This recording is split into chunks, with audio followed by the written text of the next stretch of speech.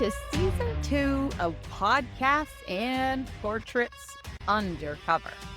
This season, we're pulling back the curtain on stories that are raw, real, and sometimes a little spicy.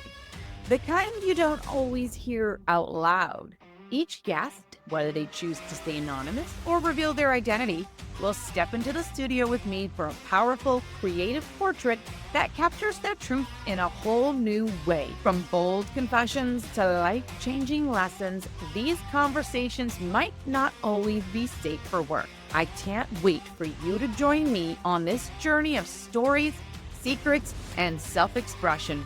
Welcome to Season 2 of Podcasts and Portraits Undercover. We are starting off Season 2 with Podcasts and Portraits Undercover, and the funny thing is you're not undercover. I'm not. You are happy to show your face, and I'm really excited about that because I am giving people the option to show their face, to not show their face. We'll see how that kind of pans out in this season. This is Jessica Rae. Thank you for joining me. Thank you for inviting me. This is awesome. I'm so excited because I've known you for many, many years. I've seen you through many transitions and transitions in your life, not transitions like male to female, but just transitions through all the different things that you've done, through children, through being a grandma, relationships, and all that, and the fact that we talk a lot together. We both realized later in life that we had ADHD. Yep. So we want to talk about that journey. We want to talk a little bit about sobriety, which I think is going to be a great one. And it's not only a trending topic, it is a topic that is, we say trending in that trending is something that will go away. There won't be a trend one day, but it will never go away. There's restaurants and there's patios and there's places that you can go now that are serving non-alcoholic, things, and people are still excited about it. So we're going to talk about that journey and what led you to being sober, and I have a feeling that maybe part of being married to a narcissist might have led to some of the drinking end. But I do want to talk about the narcissism in relationships that you've had to go through and learn from, and how that has made you who you are today. So, welcome. Thank you. Happy to be here. Good, I'm so glad. So for the first time ever, I actually wrote down a few things. Like normally it's just like very conversational, but I know that like you and I talk, we can talk a lot. So I have like a few things that I kind of want to start with, but is there anything that you want to start with? I don't even know where to start. I think it's part of the ADHD, and you've got two people with ADHD, and go back in time, and I think we go like, wow, we're on the same wavelength. Yeah. And now you're like, no, we're on the same part of the spectrum. Yeah. Yes. Yeah. Absolutely. When did you actually decide that you were going to go in and get a diagnosis, and what did that look like? It was actually great. It was being part of my photography community, and I mean, come on, I've now learned that most creatives and artists and inventors and creative-minded people are ADHD, right? Yeah. Yes. So it was actually from having a few outspoken people in there. Specifically, I'd love to give her a shout out, Jen Sweeting Greenberry. She's been so amazing, and she was the one that kept talking about it and talking about her own experiences, and I was just like, huh. And she's like, Jessica, I'm not a doctor, but you should go see one. Yeah. Oh, that's good. Okay, so who did you say that? Jen Sweeting Greenberry. Sweeting Greenberry. Okay, yeah. I'm going to put that, maybe you can send me that link, we'll put it at the bottom, because I'm sure people are interested in chatting. Yeah, I think she's still doing coaching and all of that. She used to go by Jen Get Shit Done. Jen Get Shit Done. Okay, all right, good. Well, yeah, after her ADHD diagnosis, she can get shit done. Right? Yeah.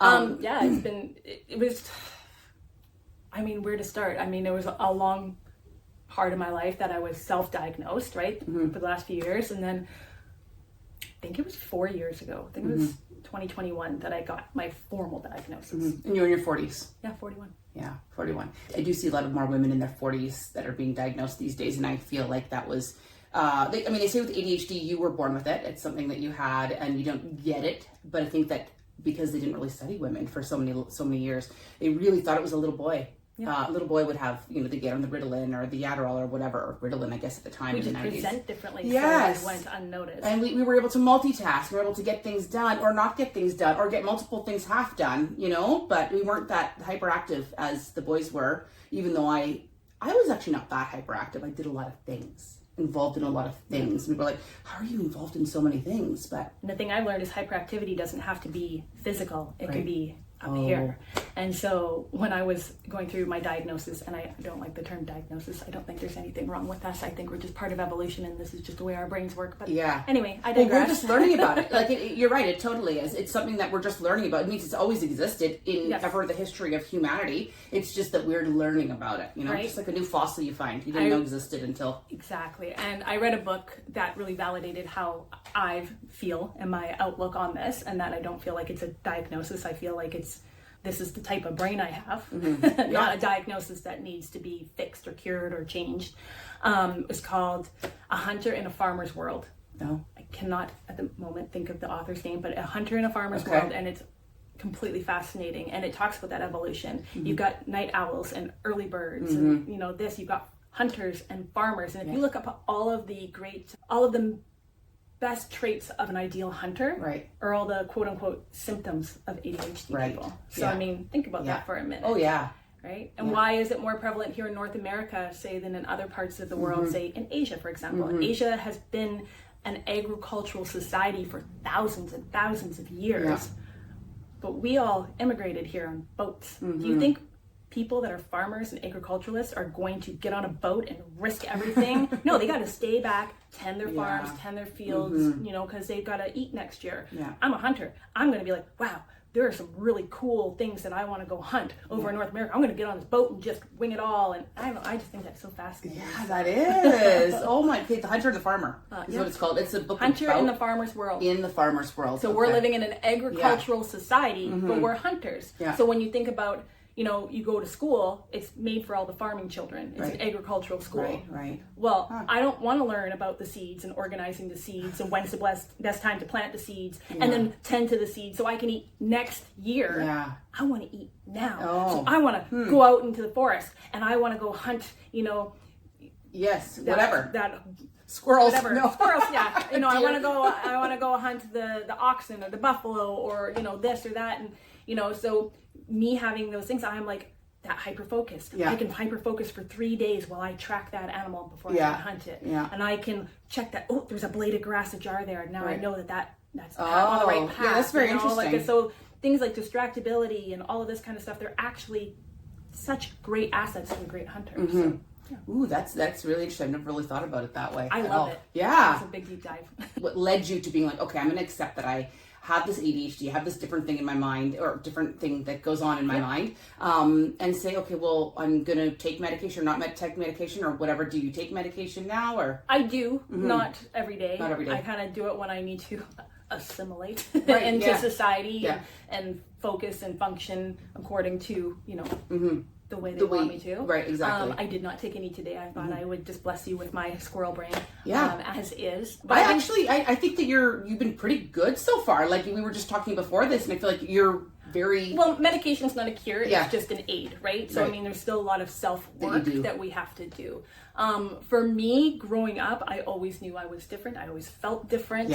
I mean, we could have a million podcast tangents off of this one because knowing that I know I'm adopted. So like that played into things too, why I felt different in that. But now, once I had the validation or the diagnosis of ADHD gave me validation, I will tell you that it removed a lifetime of shame and guilt and insecurity and all of these things because I always felt different. And I lived in my head and like all of these things. And so I am going to be the first one to tell you, I learned the hard way that there is such a thing as too much self-awareness. All of a sudden, all of my personality traits became symptoms from a textbook. And it was really hard for me to know where Jessica started and where the ADHD started and who was I. And I went through a spiral and a depression and just felt like I was nothing. But I've worked through that, and I know that I wouldn't be who I am without my brain being the way my brain is. You have hit the nail on the head. I always felt very, very similar, and I always walked into a room being, okay, guys, I'm a little bit weird.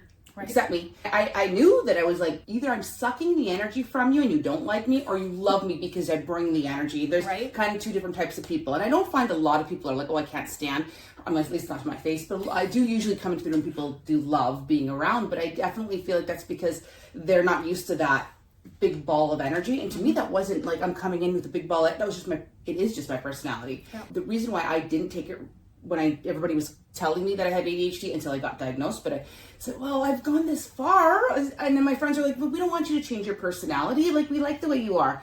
So when I started taking it, though, for me and for anybody else who is struggling and wondering, should I go get a diagnosis? I've gone this far without it. It was like putting on a pair of glasses and saying, oh, I can actually, like, I can focus on this, but I can also focus on this, and I can get both done. And I don't know why I'm able to do that now, but it is something in my brain that's kind of a little bit of a clear. I like to think that it just makes life go onto easy mode. Like, we were playing on, like, extreme hard mode. That's what the doctor said. How have you survived so far? You are on an extreme hard mode of everything. How can you even done what you've done so far?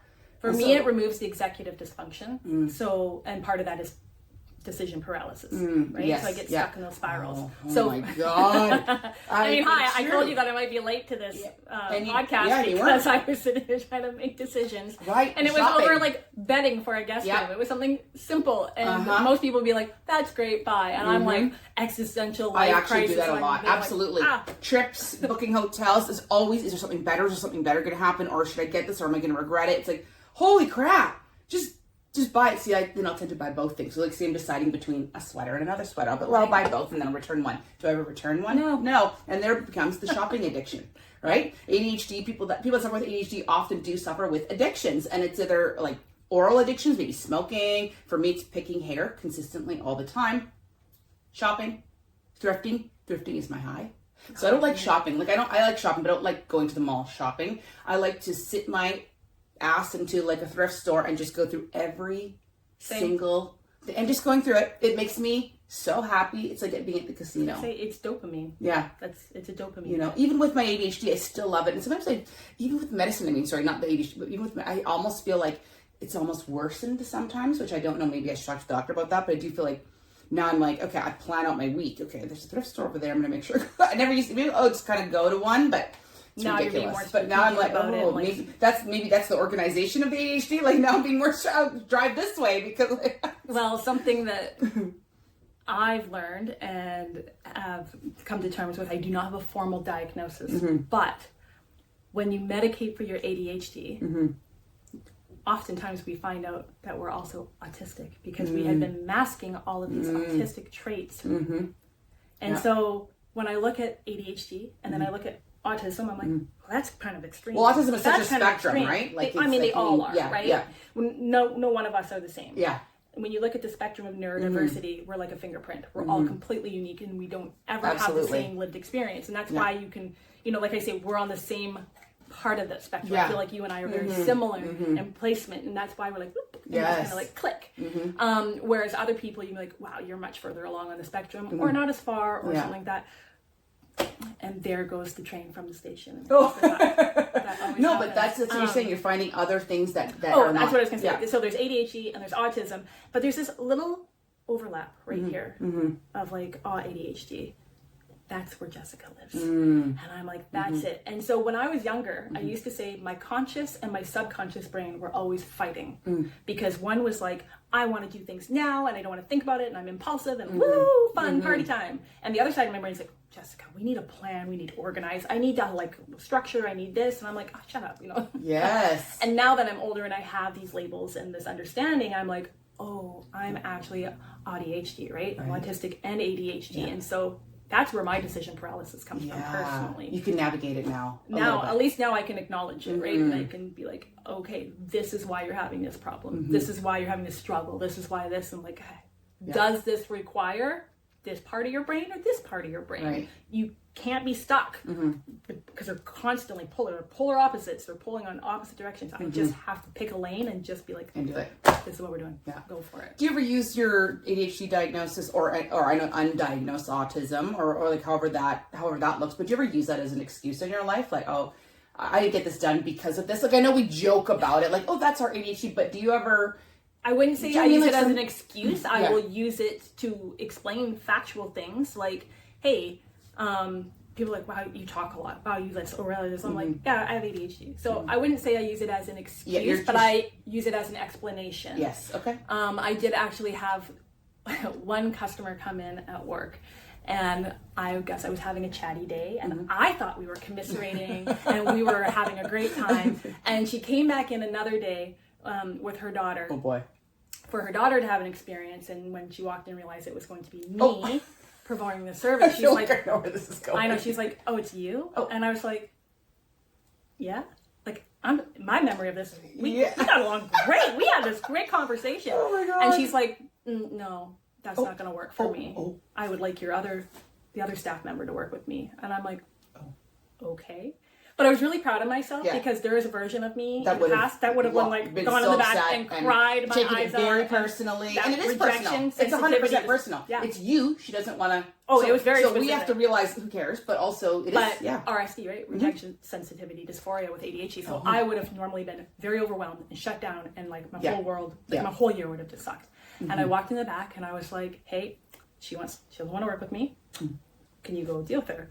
And so the staff member went to go work with her, and you can hear, like, I'm in the back. She's like, I know you can hear me back there, so I'm just going to be honest. Oh my God. Like, you just talked about yourself the whole time, blah, blah, blah, blah, blah, blah, blah, blah, blah, blah. Like, that's rude. That's rude. Even if, like, maybe she has something wrong, because that's rude. Even if you... It was rude. Even if you don't like somebody, whatever, you're not... I don't mean to be rude. As soon as you say I don't mean to be rude, you know you're going to be rude. I'm just really proud of myself because I walked up there and I did not apologize for who I am. Good. I said, I'm really sorry that the service that you were experiencing was not what you had hoped or expected it to be.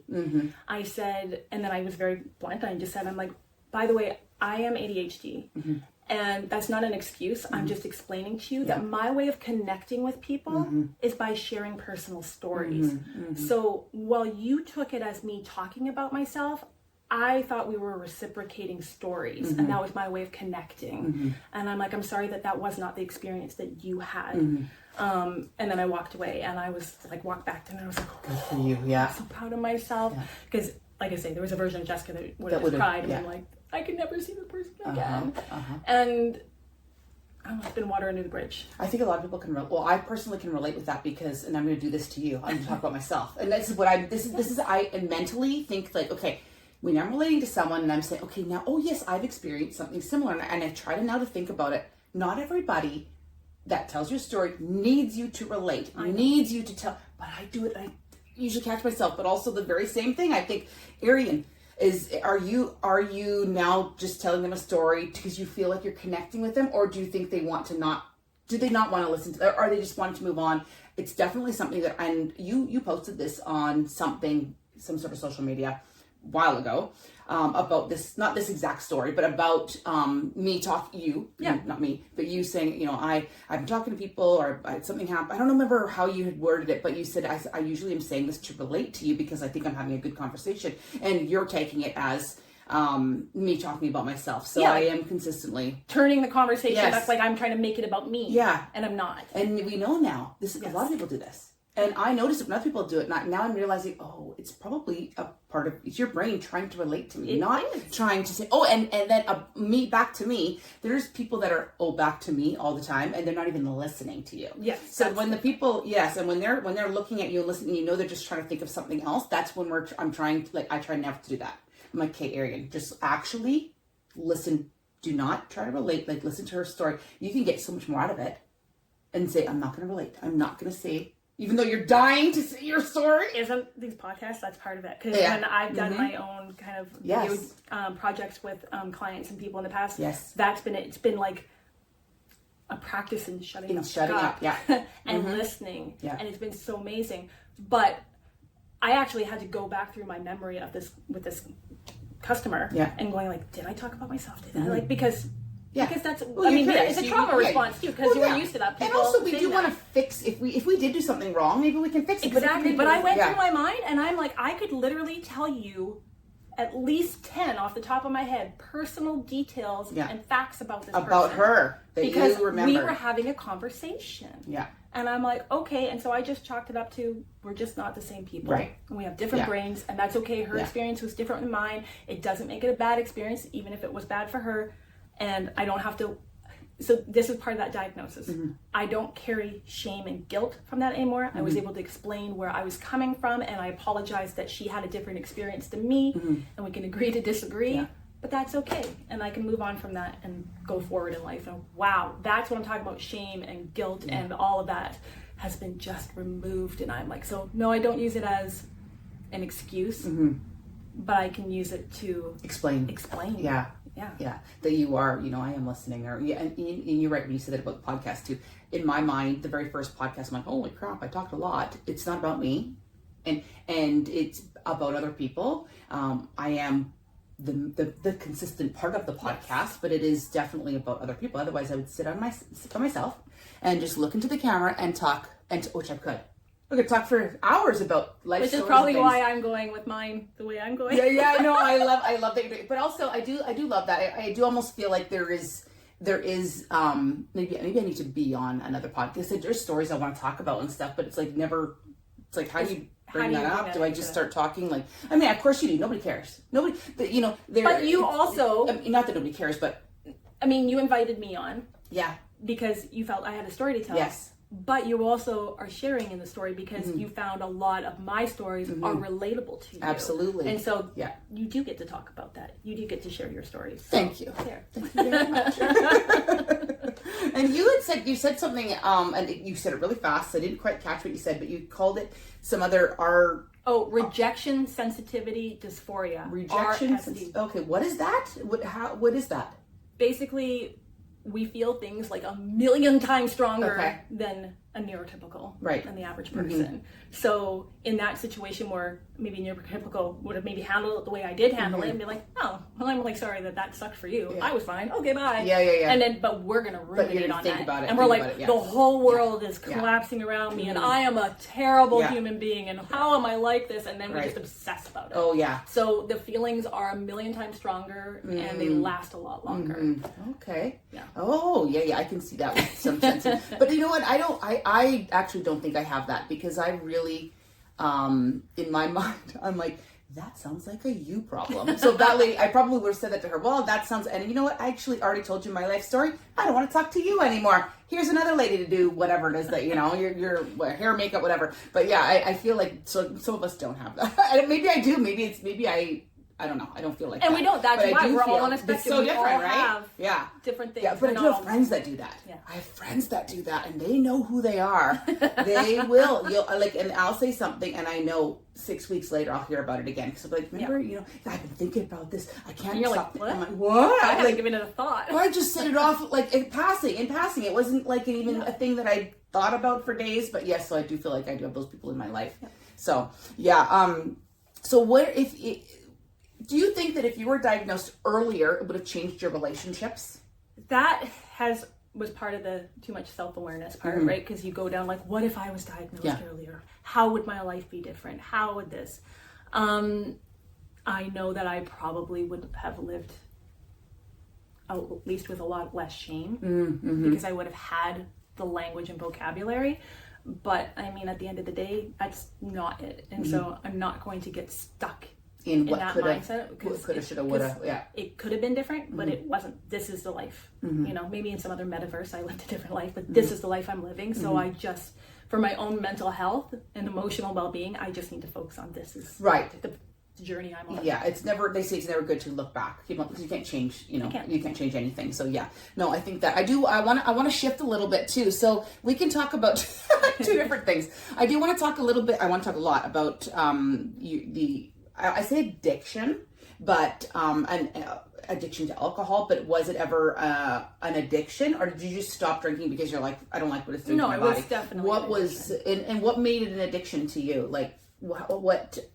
I haven't really sat down and like dissected that fully, but you could look at it. There's a lot of different reasons why I began drinking. Right?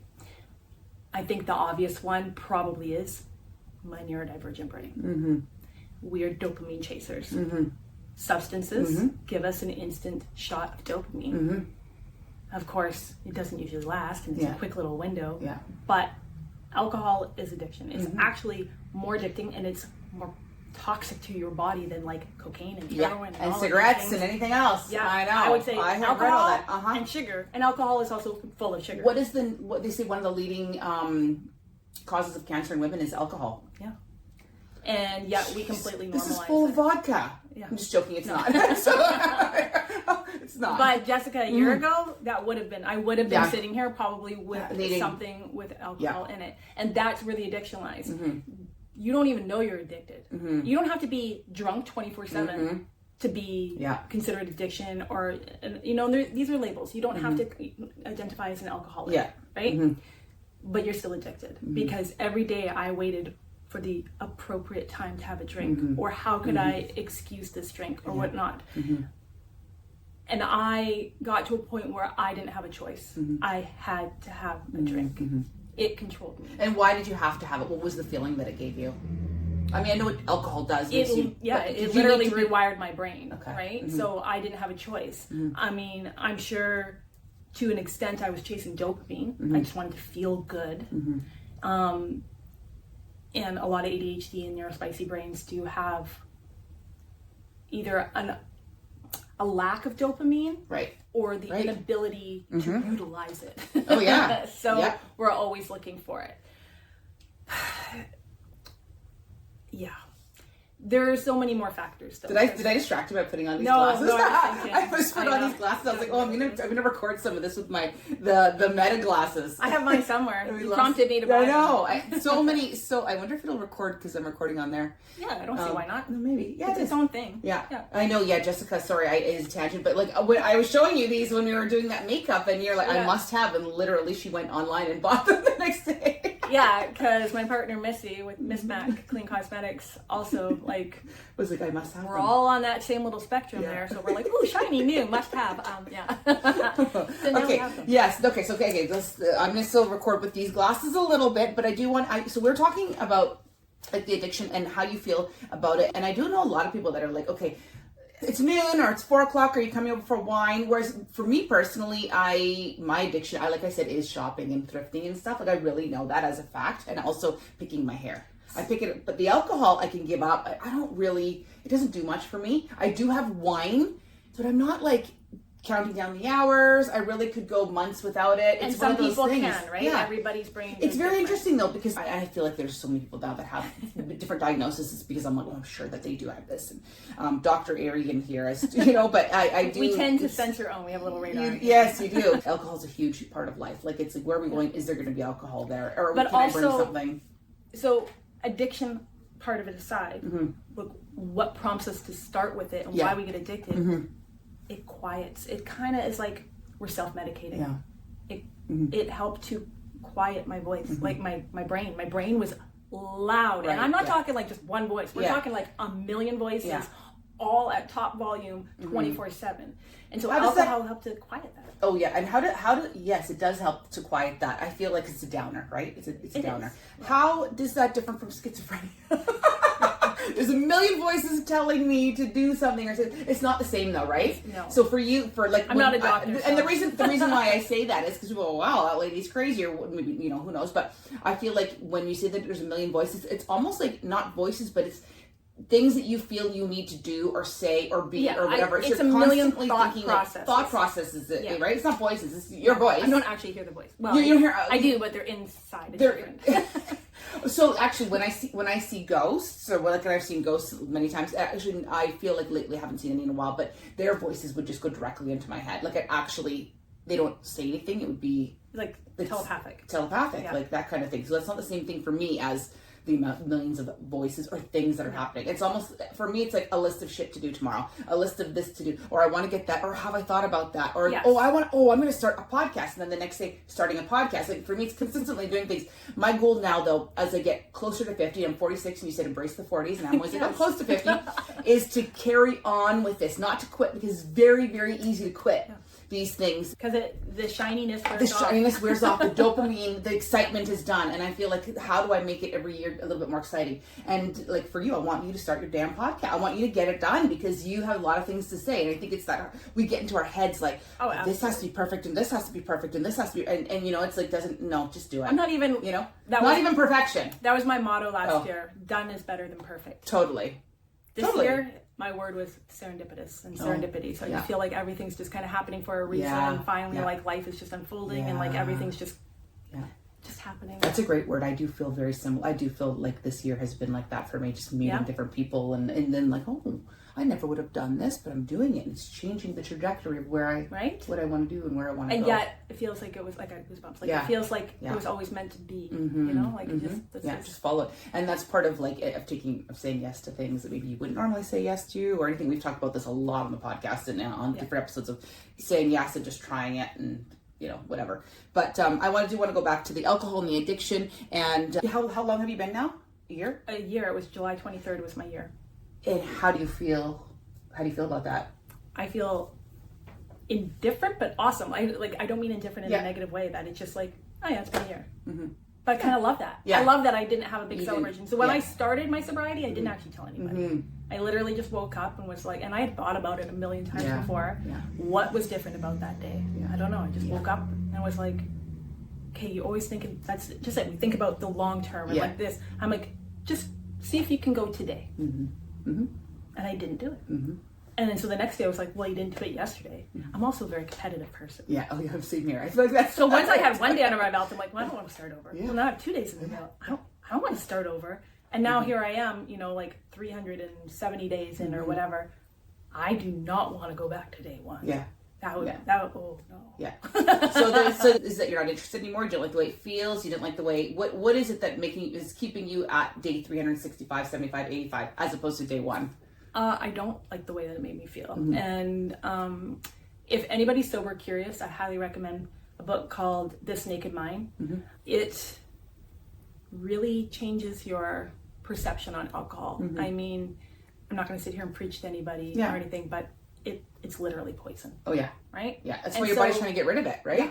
I mean, that's why you have hangover. You're you're literally detoxing. So for me, I just reframed my brain. I had to disassociate from the love affair with it, and I had to learn to hate it. And so I was just like, it's literally toxin. It's ethanol. It's like gasoline. It's things we put into like rocket ships. Why am I doing Why this? am I putting this into my body?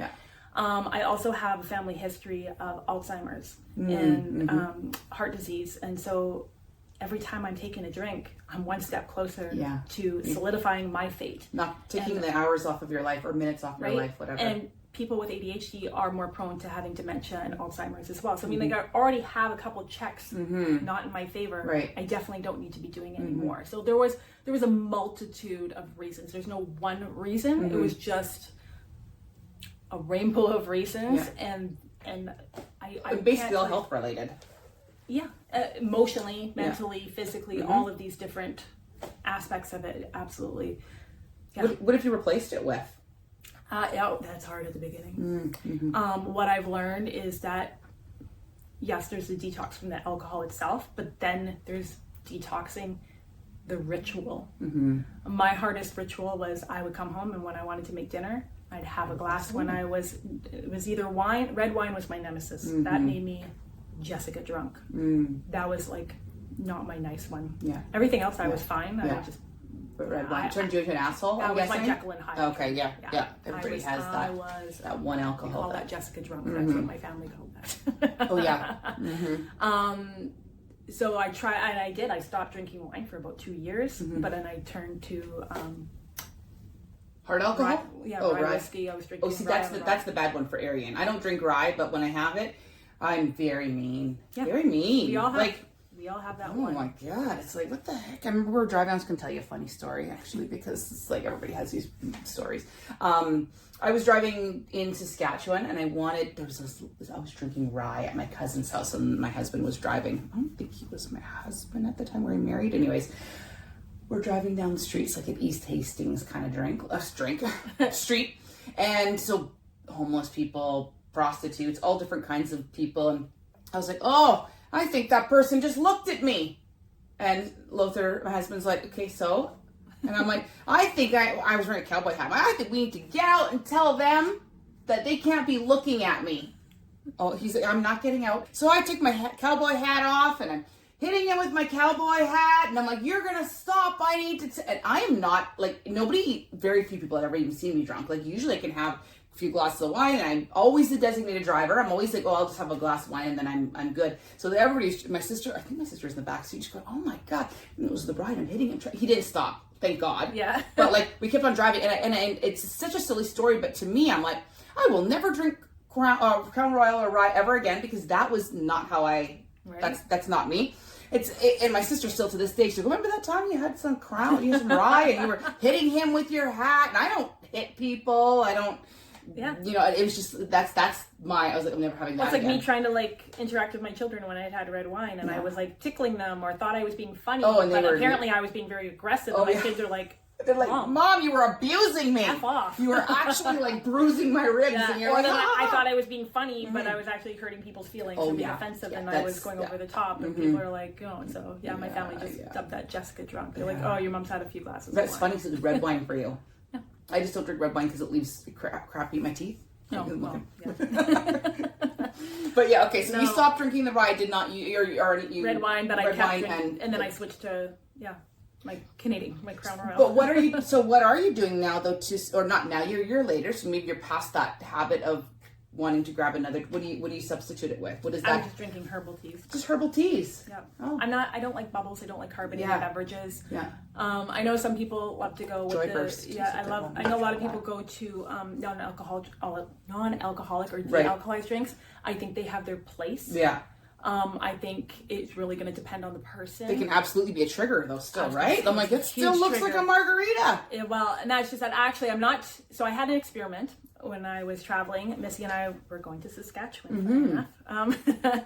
And we were sitting in the airport, and we're like, okay, we went to a restaurant that was like for wine, like it's all about the wine. But they had like some yummy like seafood dish or something. Anyway, so that's why we went. We're surrounded by all this wine, and it was funny. And then we found out they had some de-alcoholized wine, and so when she's like, "Oh, I'm gonna have one," right? And I was like, why not? Try it. Yeah. I'm like, it just tastes like probably tastes like fancy shit. fruit Oh juice yeah, and everything. But he put it into a wine glass. Yeah. That was my. That's hard. That was my. That's your holding the wine was glass.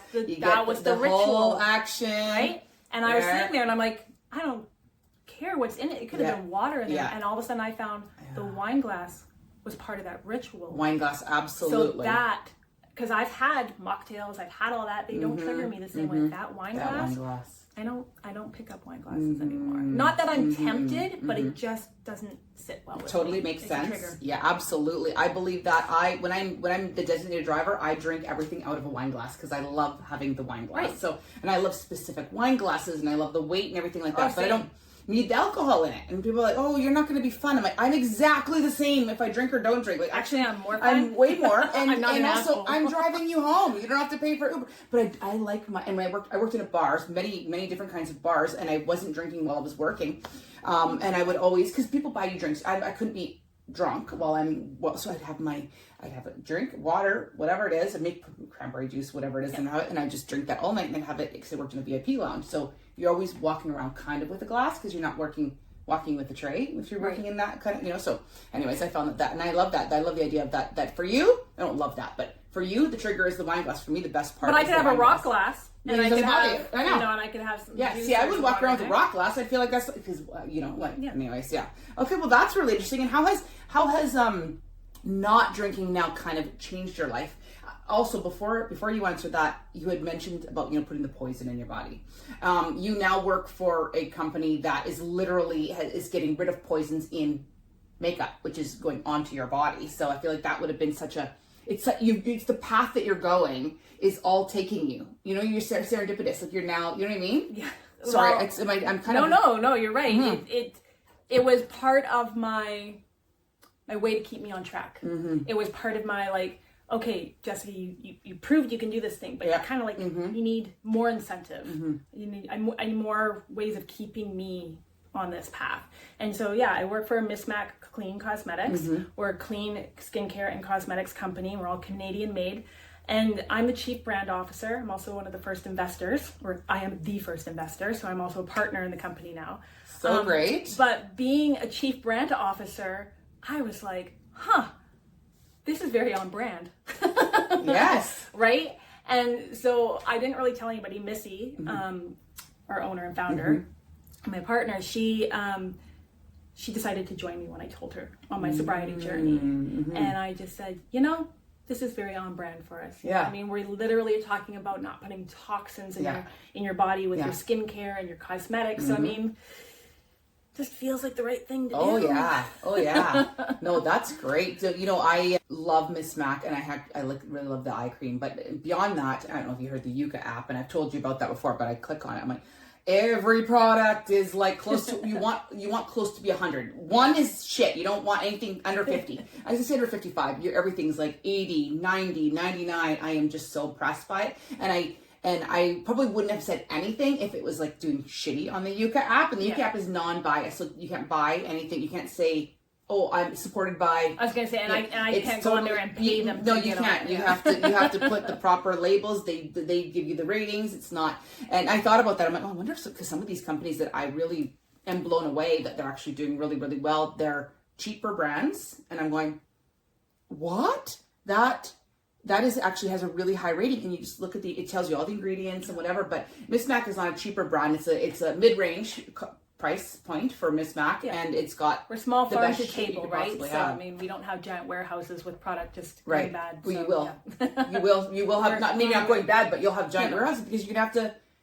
It's just it's catching on. So especially now that we have Gameplay Eye Black, which is Canada's first toxic-free eye black for sports, which is amazing, and we're in 4 of the CFL teams. I know which ones. We have BC Lions, yeah, the Winnipeg Blue Bombers, Calgary Stampeders, and the first to buy in and support us were the Saskatchewan Roughriders. Woo! Go Saskatchewan! Oh my hometown, God! right? Yeah, that's amazing. So it's been pretty exciting, and we've got a national partnership with Kids Sport Canada. Yeah. So for every stick that we sell, $1 per stick goes to support Kids Sport Canada. So making sure that all kids can play, that there's nobody left on the sideline. Yes, I love it. Yeah, teary-eyed, like yeah, it's so amazing. special. Yeah.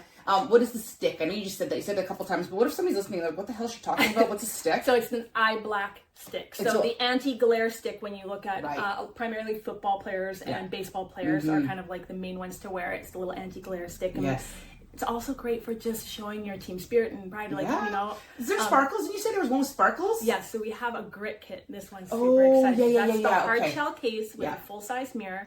It comes with our signature eye black or gameplay eye black. Yeah. Eco-friendly, biodegradable glitter. Yep. And then our Amped Up mascara, which is completely clean and also doubles as your gel eyeliner. Okay. So this is for all of the ladies in sports. I mean, even the young boys. Yeah. And they're rocking the glitter too. Oh yeah.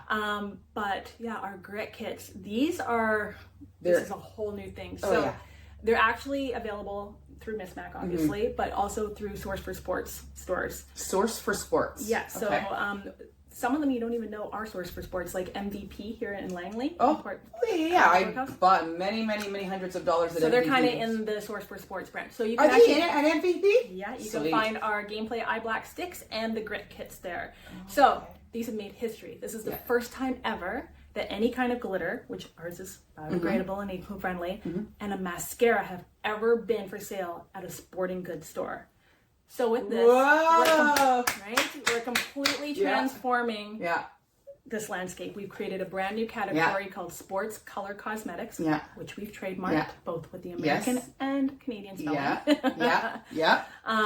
Because this is history in the making. Have you gone into the softballs for the softball? Oh yeah. We've got there are so many sports that we didn't even think would be interested. Skiing.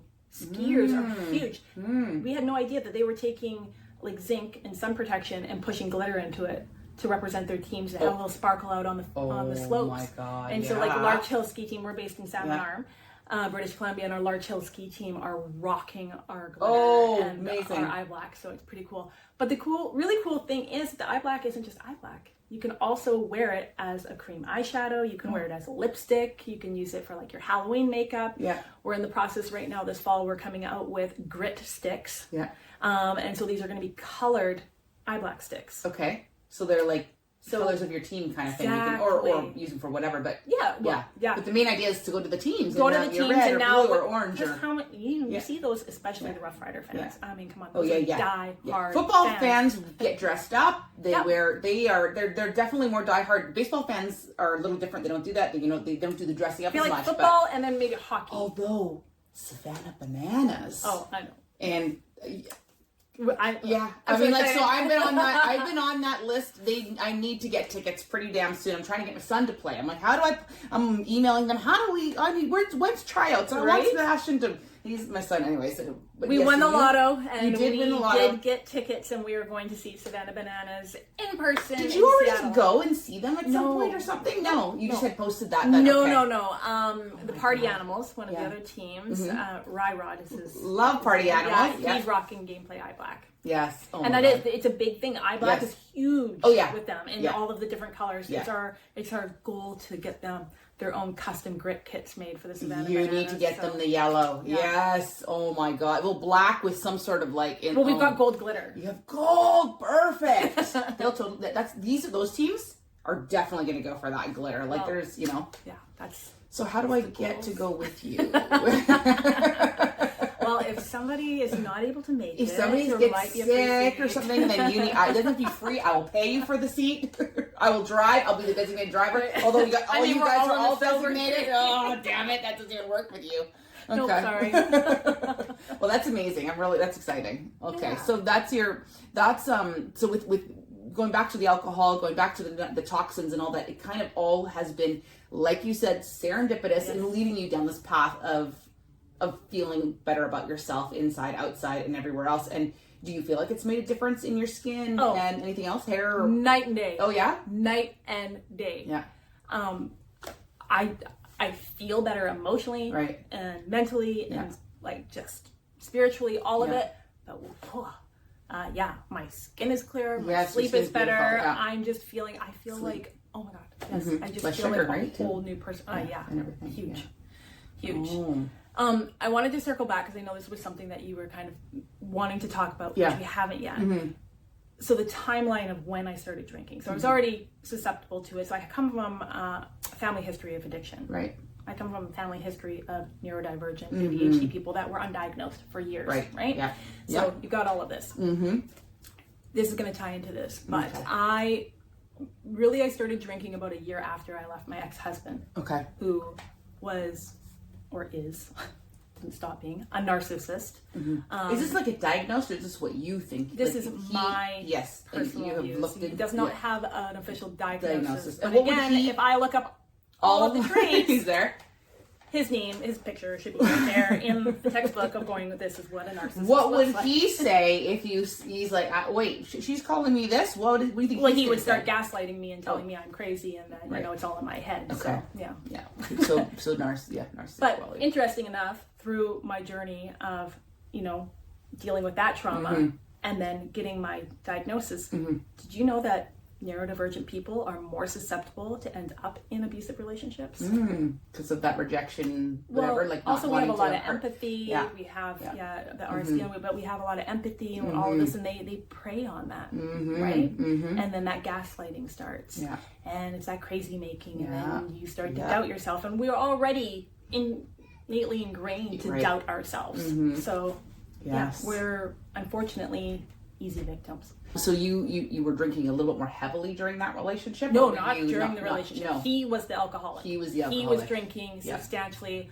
I spent the majority of our relationship being pregnant. Yeah, you had 3 boys. So I had 3 boys back to back with him. They're 18 months and 20 months apart. So I was pregnant or nursing for pretty much our entirety of our relationship. I left him when the boys were 2, 4, and 6 years old. Yeah. Wow, that was a long time ago. I know. That's how long I've known you. Yes, because I reached out to you when I was marrying him. So 2009, I would have reached out to you. Yeah. Yeah. Jeez, and what are we in? Like 3009 right now? Feels like it. I don't know. You're already 50 somehow, so. I feel like we missed a few years here. I'm like, you're a year older than me. How did you get to 50? When did I turn 50? Oh my God. Can we just enjoy our 40s? When you were with your ex, did you ever feel like there was something off? Sorry, I'm looking the other way. No, but did you ever feel like there was something off, or did you think that was a normal relationship? No, like 3 months in, I was like, I don't think this guy's really nice. And, I'm pregnant. Oh shoot, yeah. So we actually broke up during the first pregnancy. Okay. And then somehow he sucked me back into his vortex, and I'm like, okay, well, he is the father of my child. I'll give this a go. Things were okay-ish. I, being adopted and growing up with my siblings in my family, were 11 and 13 years older than me. I didn't have any siblings close in age or biological to me, so I really wanted that from my own children. So I was like, whatever, I'll just take them back so I can have one more child, and I'll have 2 kids, and they'll be full siblings, and it'll be close in age, and I'll do that for them. So I did. I went back, got pregnant again. Like I say, they're only 18 months apart. Shit really hit the fan after that. Like, we had neighbors, and we were couples friends, right? And neighbors, and the husband passed away in a tragic workplace accident, and then he shacked up with the widow. Sorry, your ex? Yeah, and then there's a lot. There's a lot. It's, again, there's lots of other podcasts that could come of all these conversations. Murphy. Anyway, and at that same time, I was 26 weeks pregnant, and I almost died because I got a bladder infection that went into my kidneys that ended up going sepsis, and so I almost died. And then just before that happened, I was able to at least talk to the widow, and I was like, "This is not healthy." Like, I don't think a lot of people.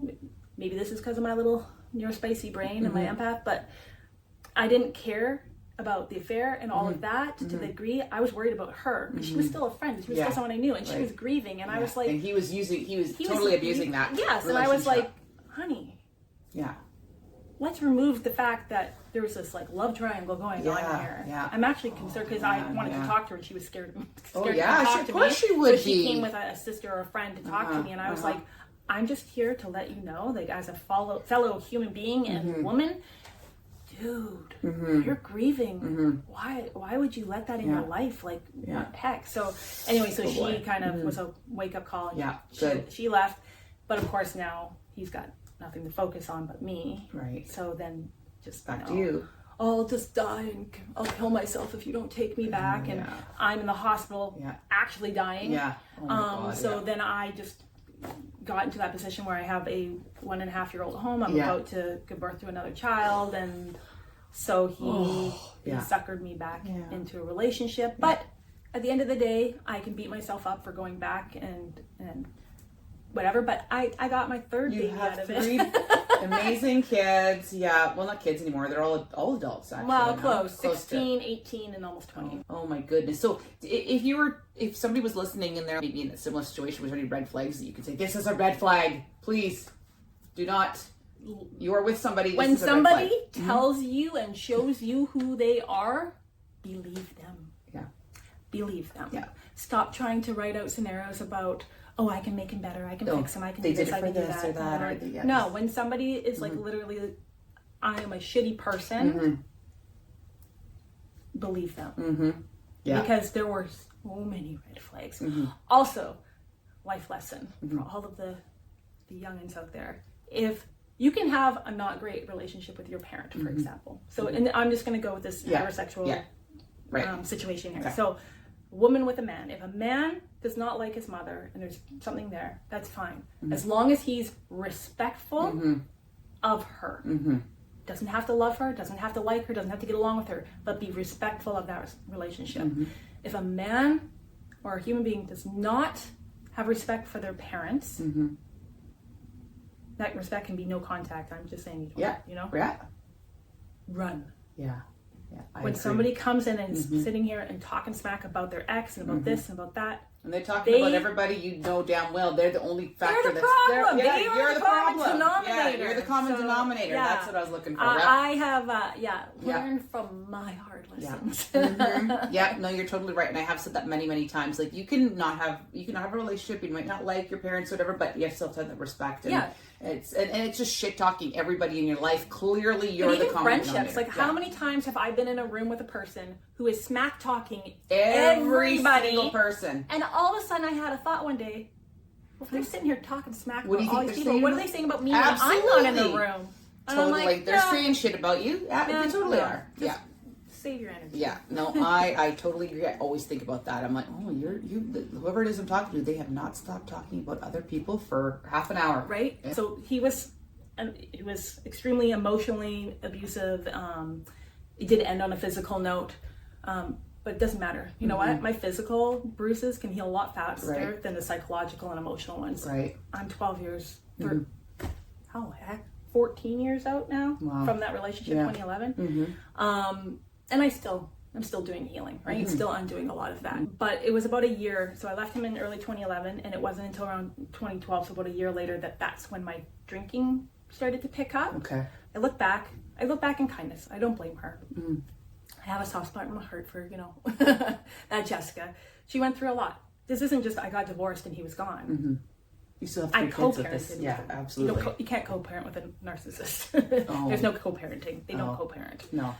Is it all or nothing for them? Like they want, or what is it? The only part of parenting for them is how they can control and get to you. It has nothing to do with the kids. Right. The kids are literally pawns and pieces to get to you. Yeah. I actually put a quote on my phone I wanted to say because it was very powerful in this, but anyway, I'll send it to you later. But anyway, so he was an alcoholic, and I don't know if this has anything to do with it, but when I was going through counseling through the Women's Transition House, which is such a great asset, right? Especially out here. I was going to the one right there. Yes. Yeah. Love them. Great support for me for one-on-one counseling, group counseling, and for the kids as well. And it's all free for women. It's completely free. Yeah. Just huge props to them. I'm going to paraphrase this, and it's going to be really loose, so please don't quote me on this, but they had said something about when you're leaving an abusive relationship,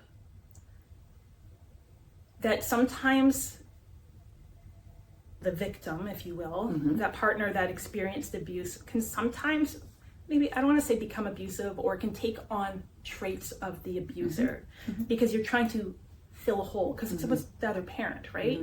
And so that's definitely not the reason I drank, but I also think about like how that could have played into it because he was the alcoholic in the relationship and I didn't drink. And then once I removed him, I began to drink. I don't know. It's just food for thought. This little nugget has just kind of burrowed its way in my brain, and I've thought about it. But ultimately, I know it was trauma, it was ADHD, it was survival mode. Right. And it was just... I can imagine it was mostly survival mode. Once you're out of that relationship, you were never out of that relationship. You still had to survive now being out of a relationship. So when he's in your house, you can kind of see what's happening. He's not in your house anymore. You can't see what he's doing. The unknown factor of a crazy person. Oh, crazy is not a very nice term, but of a whatever it is that he is, that has got to be even more. Yeah. I had about 5 things I was going to say there, and they're all gone. Oh my God, I'm so sorry. It's okay. No, that's not you. It's me having too many thoughts that I can't hold any one of them in place long enough. How has that helped you to set boundaries in your life now? How is that the past or any of the situations? The bar is a lot higher. Okay. I mean, let's admit it was really low. You were young though. You were young, and I was 25. That's young. Yeah. I mean, your prefrontal cortex hasn't fully developed until you're like 25. Well, there you go. So. Yeah. A lot of people our age had babies around that age, and you really are young. So your bar is higher for what? Humanity? For men? For what? Everything. Yeah, all relationships. I have a much lower threshold for giving a shit. Yeah. I know as we get older, we don't ever have to, but we put up with less. We can speak our minds. You can feel like you did with the lady that was shit talking you or whatever. You can speak your mind, but in an eloquent way. So you're not regretting, like, what did I say? Any other kind of things that you learned from that you will not bring or you will teach your boys? Because they had that dad. That was their dad too, right? So what do you say to them? Do they show any traits of this personality? This disorder, or whatever we want to call it? He still had a part in shaping them. My oldest, he did move in with him when he was starting grade 8, so that's like 13. Oh, right. Okay, yeah. So he did live with him for a few years. And I actually had a lot of kickback from people that knew me and knew the situation. They're like, how could you let him move in with him knowing what kind of person he is? That's not healthy. Yeah, and I'm like, though. I get it. But ultimately, it's not about him. It's about me and my son. My son is going to do this. He was asking me, like, what bus do I take to get to dad's? How do I get to dad? So, I mean, I could tell he was already strategizing how to run away, essentially, right? And I was actually watching Outlander, and it was Jamie's cousin or sister, whatever it was. Anyway, his nephew was living, and his nephew kept running away to go stay with Jamie. And she said something that, pivotal. She said, I suppose I should let him go while he still thinks it's my permission to give. Yeah. He didn't need my permission to go live with his dad. He was 13. Mm-hmm. But I gave it to him. That's a great... Because then I knew that in the future, if I tried to hold on to him for his best interest, he was going to resent me, and it was going to draw a wedge between us and our relationship. So he left in grade 8. They ended up moving to Vernon. I only saw him for 4 hours in that year and 4 hours the next year, because he's a teenage boy. He's got school, he's got a job, he's working, he doesn't have time to come back down here when we're living here. So that was not the only reason, but it was definitely a big incentive to move that my way. move up to Salmon Arm. But grade 8, he moved in with his dad, and middle of grade 12, he moved back in with me. And he'd already left his dad's at that point. Left his dad's, ran away, got kicked out. I don't know. There's a lot there. But I got him back, and I was his safe place to come home to. And that's because you didn't force him to stay where he didn't want to be at that time. I am convinced and absolutely confident that if I had forced him to stay, that he wouldn't. I would not have been felt like a safe place. Anybody who has had a teenager knows that when you force them to do anything, they are going to try to do the opposite. And a lot of teenagers have like an oppositional defiance, where they are like, you said I can do this, well I want to do this. Just because the sky, you said it's blue, now I think it's green, or whatever. Like they are. Well, and the hard part about going back to being neurospicy and ADHD and that, I've known from a very young age, Owen was, I called him quirky. You know, you call him weird or crazy or whatever. I called him quirky. I loved that about him.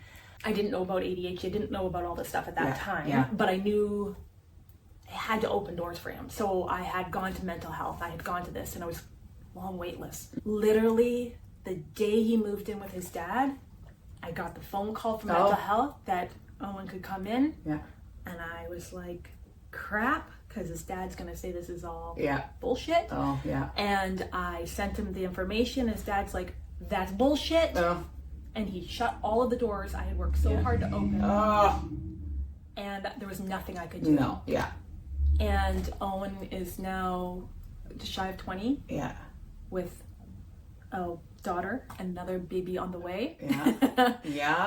And he is finally diagnosed with ADHD. Did he go in and do it? He had to do it once they turn 18. You can't really do much for them. They better do it on their own. It was all out of my control. But he's had me, and he's had his stepdad, who's also neurodivergent. He's autistic and ADHD as well.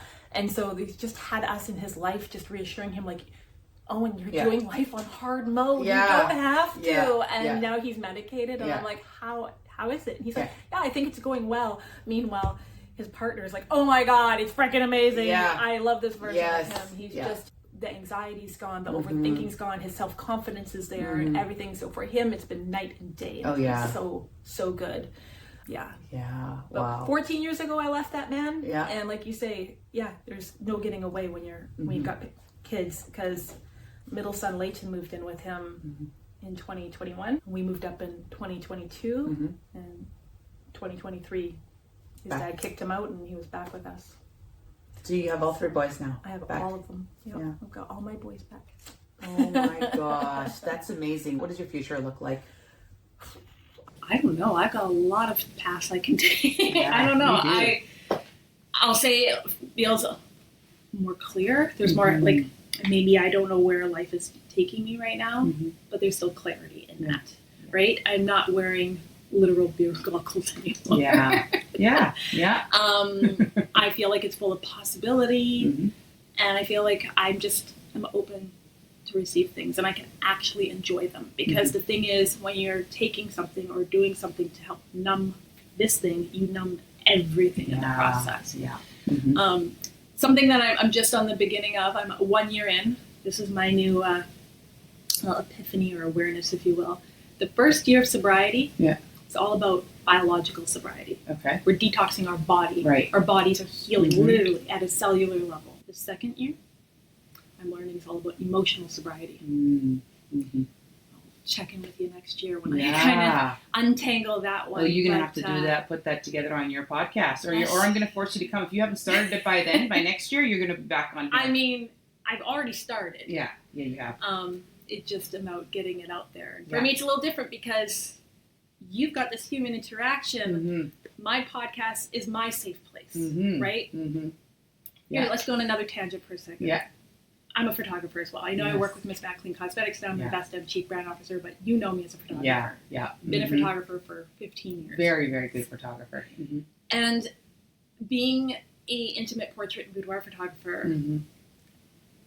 I did that I strive to create a safe place for other people Mm-hmm. to help them with their trauma and to help them on their journeys. Right. But ultimately, and you know too, Mm-hmm. we were also helping ourselves. Mhm. It was therapeutic for us Mm-hmm. while we were helping provide therapy for them. Right. So this podcast Mm-hmm. is literally my therapy. Mm-hmm. And I know it needs to be a podcast because I need to share with other people because it Mhm. might help someone else, Mhm. right? Yes. I'm a big believer in that sharing our stories can Mhm. help to be part of someone else's survival guide, right? Right.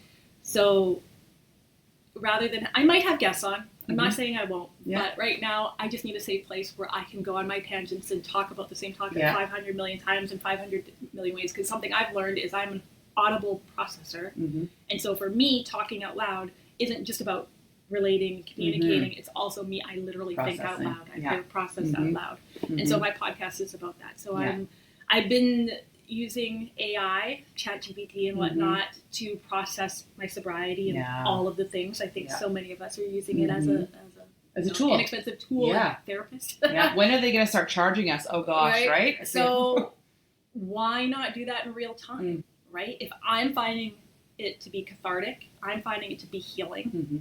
I might as well just share that. And if nobody Yeah. listens to it, I don't even care. No, totally. It's not even Yeah. about that. It's No. literally for me. You- But if I can just help one other person, Mhm. then it's worth it. When you are authentic in yourself, people see that. People love reality. And I mean, in saying reality TV, I am a huge reality TV. I understand it's not reality. It's a little bit beyond that. But I do feel like the authenticity of these kind of my podcasts and speaking with people who are not big celebrities, but they are in their own right, incredible human beings, incredible women who have done so much. I mean, like you said, you could have a freaking ton of tangents and we could talk for hours and hours. I appreciate that. And I know that I'm going to listen to your podcast when you release it. And I'm going to now nudge you many, many times and make sure it happens. Well, I'll tell you the name so that you can at least follow it. And Okay. you You have a hold name it. too? I know. See, this is how far Mhm. into it and how this is Mhm. me committing. Yeah. Interrupting my own thoughts. Perfect. That's so perfect, right? So me. I love it. I love it. That's a great name. That's a great name. So when I really go like on a 5 million tangents and I go off topic, Yeah. You're just doing what I'm you said not you're gonna making do. an excuse. I'm Yeah. explaining that this is what Yeah. you signed up for. Yeah. Oh, I love it. I love it. I think it's amazing. I really appreciate everything that you've shared with us today. I know that we could talk for longer, but we're at over an hour now. And nobody listens for more than an hour. I find they turn off after an hour. So let's say our goodbyes. Thank you so much. And I really, really do appreciate your honesty, like I said, authenticity, and just genuineness that you've always had as a personality trait. And now with ADHD, I see that your eyes are clear, your mind is clear, we can converse, and we both understand what we're saying. We're not talking over top of each other, which Right. happens. And I can hear everything you're saying, even when I'm talking over top of you, but nobody else can. And look at us. I know. We We're can do it. learning. And it's not masking. It's actually just self-awareness. It's just It's self-awareness. very, very different. Yeah, absolutely. It Yeah. totally is. So thank you. Thank you. All right. Goodbye. Thank you for listening and stay tuned for our next episode. For more information, please check out my Instagram, Podcasts and Portraits. You can find stories of the women that we have chatted to, and you can also see their portraits that we have taken following their podcast.